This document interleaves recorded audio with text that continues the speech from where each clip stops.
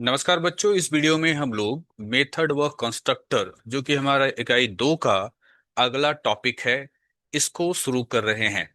इस लेक्चर में हम लोग मेथड का परिचय देखेंगे और मेथड बनाना सीखेंगे।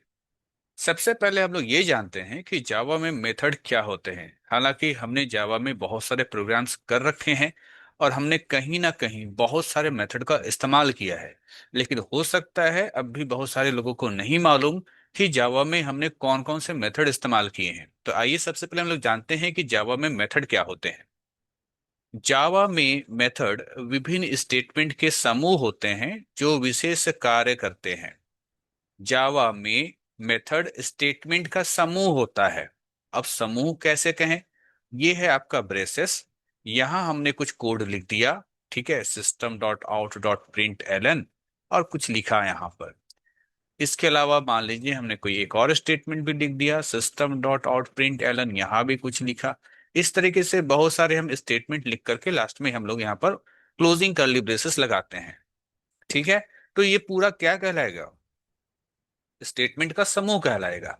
तो हमारा जावा में जो मेथड होता है वो जो है स्टेटमेंट का समूह होता है।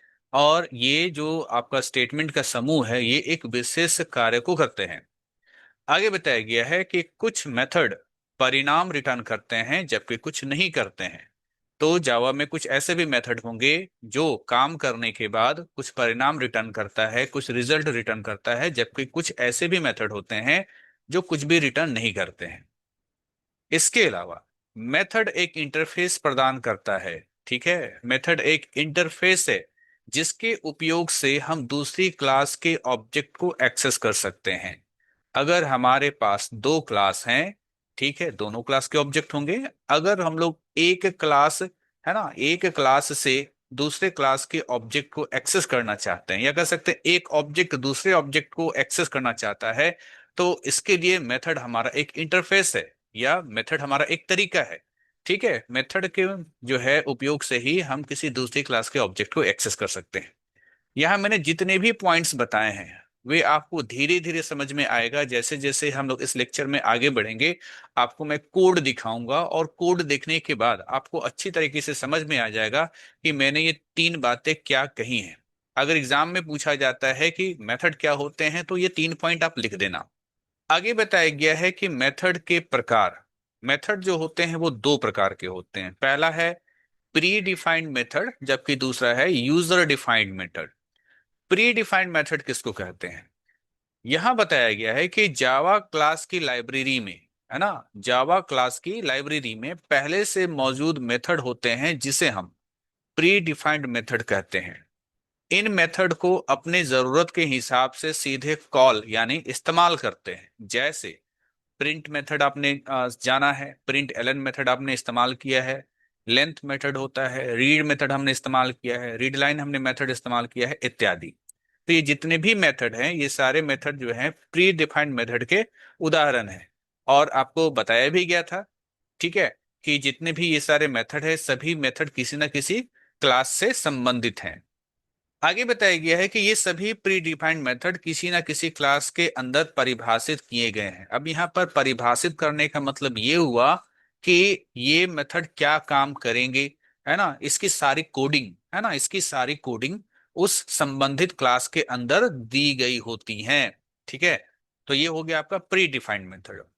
अगला जो हमारा मेथड का जो प्रकार है वो है यूजर डिफाइंड मेथड। इसमें कहा गया है यूजर या प्रोग्रामर यानी हम और आप, ठीक है, यूजर या प्रोग्रामर के द्वारा अपनी खास जरूरतें पूरी करने के लिए बनाया गया मेथड यूजर डिफाइंड मेथड कहलाता है। जैसे मान लीजिए आपको कोई खास काम करना है, उस खास काम को करने के लिए पहले से जावा के क्लास लाइब्रेरी में कोई मेथड है ही नहीं, ठीक है, उस काम को करने के लिए, तब आपको जो है अपने जरूरत के हिसाब से आपको खुद का अपना मेथड बनाना होगा। ठीक है, जिसे हम लोग कहेंगे यूजर डिफाइंड मेथड।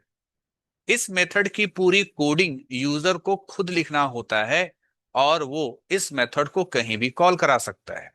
देखिए यहां पर ये जो आखिरी बात मैंने कहा ना कि इस मेथड को कहीं भी कॉल करा सकता है, ये बात आपको जो है आगे चलकर समझ में आएगी। लेकिन यहां पर इस बात पे आपको ज्यादा गौर करना है कि इस मेथड की पूरी कोडिंग यूजर को खुद लिखना होता है। मैं बात कर रहा हूं यूजर डिफाइंड मेथड की। तो यूजर डिफाइंड जो मेथड होता है, इसमें सारा काम यूजर यानी हमें करना होता है। ये मेथड क्या काम करेगा, ठीक है, कैसे करेगा, ये सारा का कोडिंग हम लोग को खुद लिखना होता है। अब देखिए यहाँ पर, ये जो पूरा आपका टॉपिक है वो प्री डिफाइंड मेथड को लेकर के नहीं है। ये पूरा का पूरा टॉपिक हम लोग को पढ़ना है यूजर डिफाइंड मेथड के बारे में, ठीक है। इसलिए यहां से हम लोग यूजर डिफाइंड मेथड को अच्छे तरीके से समझेंगे। अगला जो हमारे यहाँ टॉपिक है वो ये है कि यूजर डिफाइंड मेथड को डिक्लेयर करना, ठीक है। यूजर डिफाइंड मेथड को कैसे डिक्लेयर करते हैं। जावा में मेथड को पहले डिक्लेयर करना होता है। मैंने यहाँ पर इसका हिंदी अर्थ लिख दिया है घोषित करना, लेकिन जो पॉपुलर वर्ड है वो डिक्लेयर ही होता है। तो जावा में मेथड को पहले हम लोग को डिक्लेयर डिक्लेयर करना होता है। जावा के डिक्लेरेशन में हमें कुछ चीजें लिखनी होती हैं जो इस प्रकार है, ठीक है। डिक्लेरेशन के वक्त ये चीजें लिखना है, जैसे मेथड का नाम क्या है, मेथड का रिटर्न टाइप क्या है, मतलब मेथड काम करने के बाद किस टाइप का वैल्यू रिटर्न करेगा, और मेथड के आर्गुमेंट, ठीक है।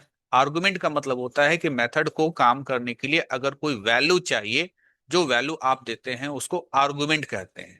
और मेथड को काम करने के लिए कोई वैल्यू नहीं चाहिए तो हम उस पर कोई भी वैल्यू नहीं देते हैं, मतलब हम लोग कोई भी उसको आर्गुमेंट नहीं देते हैं। तो ये आर्गुमेंट वाली जो कहानी है अभी हम लोग आगे चल करके देखेंगे, अच्छे तरीके से समझ में आ जाएगा। अब देखिए, पिछले स्लाइड में हमने पढ़ा था यूजर डिफाइंड मेथड को डिक्लेयर करना। इस स्लाइड में हम लोग जानेंगे यूजर डिफाइंड मेथड को डिफाइन करना। जावा में मेथड को इस्तेमाल करने से पहले उसे डिफाइन करना होता है। अगर आप एक यूजर डिफाइंड मेथड को इस्तेमाल करना चाहते हैं तो पहले उसको डिफाइन कीजिए। डिफाइन करने का मतलब होता है कि मेथड क्या काम करेगा, इसकी सारी कोडिंग को लिखना, ठीक है। सारा कोड आप लिखेंगे कि मेथड क्या काम करेगा, कैसे काम करेगा, इसी को कहते हैं मेथड को डिफाइन करना। मेथड को डिफाइन करने का सामान्य स्वरूप क्या है देख लीजिए। सबसे पहले हम लोग को लिखना पड़ता है एक्सेस स्पेसिफायर, ठीक है। एक्सेस स्पेसिफायर, यहां पर स्पेसिफायर की जगह पर मॉडिफायर वर्ड भी आपको देखने को मिलता है बहुत सारी किताबों में, ठीक है। इसके बाद अगला है मॉडिफायर। देखिए, ये मॉडिफायर और एक्सेस जो मॉडिफायर दोनों में डिफरेंस होता है, ठीक है। तो ये पहला जो लिखते हैं हम लोग एक्सेस स्पेसिफायर, या इसी को हम लोग एक्सेस मॉडिफायर कहते हैं। फिर दूसरा होता है आपका मॉडिफायर। अब यहां पर एक बात पे आप गौर करना, यहां मैंने स्क्वायर ब्रैकेट लगाया है यहां पर एक्सेस स्पेसिफायर के आगे और बाद में। और ये जो मॉडिफायर लिखा हुआ है यहां भी मैंने स्क्वायर ब्रैकेट लगाया है। स्क्वायर ब्रैकेट का मतलब होता है ये ऑप्शनल है, ठीक है, मतलब कंपलसरी नहीं है। ये एज पर रिक्वायरमेंट हम लोग इसको लगाते हैं, जरूरत के हिसाब से हम लोग को इसको लगाना पड़ता है, चाहे एक्सेस स्पेसिफायर के बारे में कह रहे हो, चाहे हम मॉडिफायर के बारे में कह रहे हो। इसके बाद हम लोग को लिखना होता है रिटर्न टाइप, ठीक है। मेथड का रिटर्न टाइप ये कंपलसरी है, ये आपको लिखना ही लिखना है। फिर आप लिखते हैं मेथड का नाम, कि आपके मेथड का नाम क्या है। इसके बाद ये जो आप ब्रैकेट देख रहे हैं इसको हम लोग पैरेंथेसिस बोलते हैं, ठीक है। इसको हम लोग कहते हैं, ये जो आप देख रहे हैं इसको कहते हैं पैरेंथेसिस, ठीक है, पैरेंथेसिस। तो पैरेंथेसिस के बीच में जो लिखा हुआ है ना पैरामीटर लिस्ट, दरअसल इसको हम लोग आर्गुमेंट भी बोल देते हैं, ठीक है। पैरामीटर लिस्ट या आर्गुमेंट, ठीक है। इसके बाद यहां पर होगा ओपनिंग ब्रेसेस। इसके बाद आप यहां पर वो मेथड क्या काम करेगा उसकी सारी कोडिंग आप लिखेंगे, ठीक है। वो उस सारी कोडिंग को हम लोग कहते हैं बॉडी ऑफ मेथड, ठीक है। आपका फंक्शन क्या काम करेगा उसकी सारी कोडिंग जो आप लिखेंगे, 4 लाइन 5 लाइन 10 लाइन जो भी आप लिखेंगे उसको कहेंगे बॉडी ऑफ मेथड। उसके बाद लास्ट में क्लोजिंग आपका ब्रेसेस लगेगा। तो आप एक बार में देखिए फिर से मैंने क्या क्या बताया। मेथड को डिफाइन करने के लिए एक्सेस स्पेसिफायर ऑप्शनल है, मॉडिफायर ऑप्शनल है, रिटर्न टाइप लिखना जरूरी होता है, मेथड का नाम आपको लिखना ही लिखना है, और फिर पैरामीटर लिस्ट, फिर ओपनिंग कर्ली ब्रेसेस, फिर आपका मेथड क्या काम करेगा कैसे काम करेगा उसकी सारी कोडिंग आप लिखेंगे जिसको हम लोग बॉडी ऑफ मेथड कहेंगे, फिर आपका यहाँ पर क्लोजिंग ब्रेसेस। अब मैं अगली स्लाइड में आपको बताने जा रहा हूं कि एक्सेस स्पेसिफायर की जगह पर क्या क्या लिखा, क्या क्या आप लिख सकते हैं, और मॉडिफायर की जगह पर आप क्या क्या लिख सकते हैं। अब हम लोग यहाँ पर जानते हैं कि हमने जिन जिन टर्म को अभी देखा था, उन टर्म्स की जगह पर आप क्या क्या लिख सकते हैं। जहां पर मैंने आपको बताया था एक्सेस स्पेसिफायर, वहां पर पब्लिक लिखा हुआ मिल सकता है, प्राइवेट लिखा हुआ मिल सकता है, प्रोटेक्टेड लिखा हुआ मिल सकता है, या उस जगह पर आपको खाली भी मिल सकता है। ठीक है। जहां मॉडिफायर लिखा हुआ है वहां पर फाइनल, नेटिव, सिंक्रोनाइज्ड या वोलेटाइल इत्यादि लिखा हुआ मिल सकता है। हालांकि आपको जो है मॉडिफायर के बारे में ज्यादा कुछ पढ़ना है नहीं, ठीक है। एक्सेस स्पेसिफायर के बारे में पढ़ना है, वो हम लोग जब इसका इस्तेमाल होगा तब हम लोग देखेंगे। रिटर्न टाइप की जगह पर क्या लिखते हैं, एक बार मैं आपको फिर से ले जाऊं। यहाँ जो लिखा हुआ है रिटर्न टाइप, रिटर्न टाइप का मतलब यहाँ पर क्या होगा। देखिए, मैंने आपको डेटा टाइप्स पढ़ा रखा है, कोर जावा में मैंने डेटा टाइप्स आपको पढ़ा रखा है। तो रिटर्न टाइप की जगह पर क्या होता है कि कोई भी उपयुक्त जावा का डेटा टाइप, जैसे कि इंट, कैर, फ्लोट, ये सब आपको लिखा हुआ मिल सकता है। अगर मेथड कोई वैल्यू रिटर्न नहीं करता है तो रिटर्न टाइप वॉइड लिखते हैं। ठीक है। देखिए, अभी आपको लग रहा होगा कि बहुत सारी चीजें की क्या क्या चीजें मैं बता रहा हूँ, तो थोड़ा सा आपको पेशेंस रखना है। थोड़ा सा कोडिंग की और हम लोग जैसे आगे बढ़ेंगे वैसे ही आपको ये सारी चीजें समझ में आ जाएंगी। और एक दो तीन प्रोग्राम भी हम लोग को करना होगा, भले मैं उसको प्रैक्टिकली ना करूं, मैं यहाँ पर कोडिंग को लिख करके आपको एक एक चीज को समझाऊं तो ये सारी चीजें समझ में आपको आ जाएंगी। रिटर्न टाइप के बाद अगला है आपका मेथड का नाम। जैसे आप कोई भी वेरिएबल का नाम बनाते हैं वैसे ही आप मेथड का नाम भी जो है लिख सकते हैं। तो कोई भी उपयुक्त मेथड का नाम आप लिखेंगे। इसके बाद है पैरामीटर लिस्ट। ठीक है, पैरामीटर लिस्ट देखिए यहाँ जो है ये पैरामीटर लिस्ट है, इसके बारे में बात हो रहा है। ये वेरिएबल की लिस्ट होती है, यानी उस जगह पर आप जो है वेरिएबल जो है वहां पर लिखते हैं कॉमा लगा करके। ठीक है। तो ये वेरिएबल की लिस्ट होती है जो कॉमा लगाकर अलग अलग लिखी जाती है। तो कोडिंग में करूंगा तो आपको ये बताऊंगा। किसी फंक्शन में पैरामीटर हो भी सकते हैं, और अगर कोई पैरामीटर ना हो तो खाली ब्रैकेट छोड़ देते हैं। ठीक है। अगर पैरामीटर है तो वेरिएबल वहां लिखा हुआ आपको मिलेगा या हम लोग को लिखना होता है। और अगर कोई पैरामीटर नहीं है तो उस पैरेंथेसिस को, जिसे मैं ब्रैकेट कह रहा हूं, है ना, इसको, इसके बीच में लोग खाली छोड़ देते हैं। अगला है आपका मेथड बॉडी। यह ब्रेसेस के बीच लिखे गए प्रोग्राम कोड को कहते हैं। यहां पर देखिए, ये जो ब्रेसेस है, ओपनिंग, ये क्लोजिंग, इसके बीच हमने जो भी कोड लिखा उसे हम लोग मेथड बॉडी कहते हैं, मेथड का बॉडी कहते हैं। तो यह ब्रेसेस के बीच लिखे गए प्रोग्राम कोड को कहते हैं। यही कोड मेथड के कॉल किए जाने पर एग्जीक्यूट होते हैं, क्रियान्वित होते हैं। जब भी हम मेथड को कॉल करते हैं, ठीक है, तो वो जो कोड होता है वही कोड आपका एग्जीक्यूट होता है। तो यहाँ जितनी भी चीजें बताई गई हैं इसका मैंने थोड़ा सा परिचय दे दिया है। बाकी इसके बारे में आपको अच्छे से समझ में तब आएगा जब हम लोग थोड़ा सा कोडिंग की ओर बढ़ेंगे। अब हम लोग बात करते हैं थोड़ा सा व्हाट इज मेथड प्रोटोटाइप। ठीक है, ये मैं इसलिए पढ़ा रहा हूँ कि हो सकता है मेथड प्रोटोटाइप के बारे में जो है एग्जाम में थ्योरी लिखने के लिए आए। ठीक है। देखिए, मेथड का प्रोटोटाइप से मतलब है फंक्शन के डिफिनेशन का पहला लाइन। ठीक है, फंक्शन के डिफिनेशन का पहला लाइन जो प्रोग्राम को प्रोग्राम को ये बतलाता है कि मेथड किस टाइप का वैल्यू रिटर्न करेगा, आर्गुमेंट की संख्या क्या है और आर्गुमेंट का टाइप क्या है। आइए, मैंने जो बात यहाँ पर कहा उसे हम लोग एग्जांपल्स देख लेते हैं। ये जो आप देख रहे हैं, ये जो पहला, इसमें जो है मेथड का नाम है एप्स वैल। ठीक है, मेथड का नाम है एप्स वैल। इंट जो है ये इसका रिटर्न टाइप है, यानी ये जो आपका मेथड है ये इंट टाइप का यानी इंटीजर टाइप का वैल्यू रिटर्न करेगा। और यहां जो लिखा हुआ है इंट ए, इसे कहेंगे हम लोग आर्गुमेंट। ठीक है। अगर आपसे पूछा जाए कितना आर्गुमेंट पास कराया गया है तो आप कहेंगे एक, एक वेरिएबल है ना, तो कहेंगे एक आर्गुमेंट पास कराया गया है। अच्छा, आर्गुमेंट की संख्या तो एक हो गई। और आर्गुमेंट का टाइप क्या है, आर्गुमेंट का टाइप इंट है। ठीक है। तो रिटर्न टाइप हमने देख लिया, आर्गुमेंट की संख्या हमने देख ली, और आर्गुमेंट का टाइप हमने देख लिया। उसी प्रकार से ये जो दूसरा उदाहरण है इसमें देखिए, इसमें क्या लगा हुआ है, पब्लिक, है ना, एक्सेस स्पेसिफायर, फिर है यहां पर स्टैटिक, फिर इंट। अभी इसको कुछ देर के लिए इग्नोर कर दें, तो इंट जो है ये मेरा रिटर्न टाइप है। ठीक है। ये जो मैक्सिमम है ये आपके मेथड का नाम है ना, मेथड का नाम है। और ये जो इंट ए है और इंट बी है, ये क्या है, ये मेथड के आर्गुमेंट्स हैं, पैरामीटर्स भी कहेंगे। ठीक है, कितने आर्गुमेंट हैं, तो आर्गुमेंट की संख्या दो है। और किस किस टाइप के हैं, तो दोनों जो है वो इंट टाइप के हैं। तो यहां पर अगर फिर से इस लाइन को पढ़ें, कौन सा, इस पॉइंट को, तो यहां पर कह रहा है मेथड का प्रोटोटाइप से मतलब है फंक्शन के डेफिनेशन का पहला लाइन जो प्रोग्राम को ये बतलाता है कि मेथड किस टाइप का है। हाँ, मेथड किस टाइप का है, मतलब किस तरह का वैल्यू रिटर्न करेगा, है ना, मेथड किस टाइप का वैल्यू रिटर्न करेगा, आर्गुमेंट की संख्या क्या है और आर्गुमेंट का टाइप क्या है। आगे बढ़ते हैं। Method signature. मेथड सिग्नेचर मुख्यतः ये बतलाता है कि मेथड में आर्गुमेंट की संख्या क्या है, आर्गुमेंट के टाइप क्या है और उनका क्रम क्या है। यहां आपको लगेगा कि पिछला जो मैंने यहां पर बताया, यहां पर देखिए कि आर्गुमेंट की संख्या क्या है, आर्गुमेंट का टाइप क्या है, यही बात तो मैंने यहां भी लिख दिया। ठीक है, फिर से देखिए, यहां पर मैंने वही बात लिखा है कि आर्गुमेंट की संख्या क्या है, आर्गुमेंट के टाइप क्या है।